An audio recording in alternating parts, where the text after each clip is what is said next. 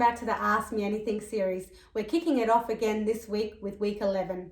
The question is, what are 3 things I can be doing right now that my teen will thank me for later in life? Hard to believe, I know, but there's definitely things that you are doing right now that your teenager is going to be so grateful for later in life.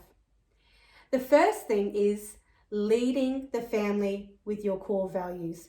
So that means as a daily practice, you're modeling what your core values look like, feel like, and sound like in your family home.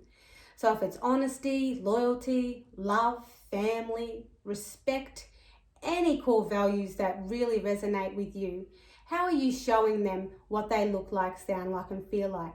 When you do this, it helps them understand and develop a really inner moral compass, so that when they're journeying and they're road tripping on their path through life, these values will steer them. They will guide them on their path. And if they get a little bit off track or off their path at some time, they will know that it just doesn't feel right, that something doesn't feel right. And hopefully quickly they'll get back on track. They'll get back on their path. Values help them know when something feels right and when something's not quite right for them, and they'll get back on the path. Another thing that you can be doing that they'll be really grateful for is having clear, firm boundaries. Fair ones, but clear, firm ones. It makes people feel really safe and really loved when they have boundaries. It lets them make choices in a safe way and know that there's a line that just can't be crossed, because it's going to be harder to get back on the other side of that line if they do.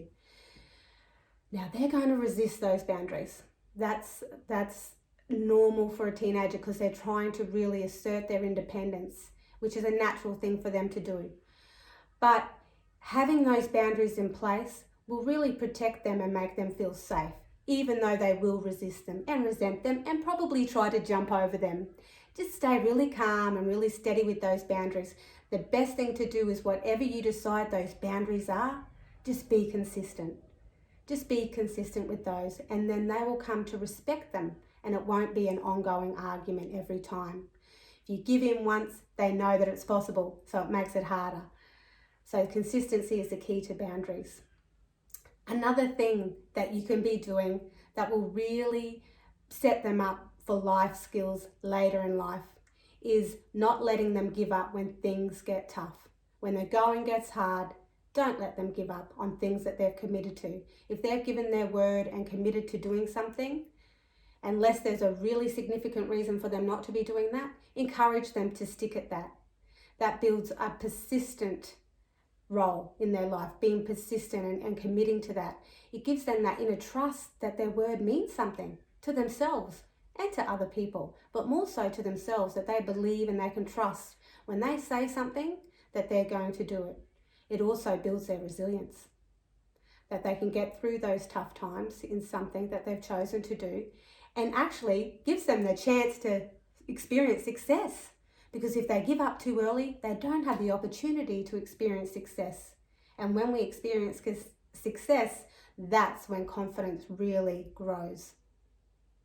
So there's 3 things that you're doing right now that your teen's definitely going to thank you for later in life when they're an adult, because they're things that they will be helping them function and living the best life they possibly can. I look forward to talking to you again next week. In the meantime, please take care.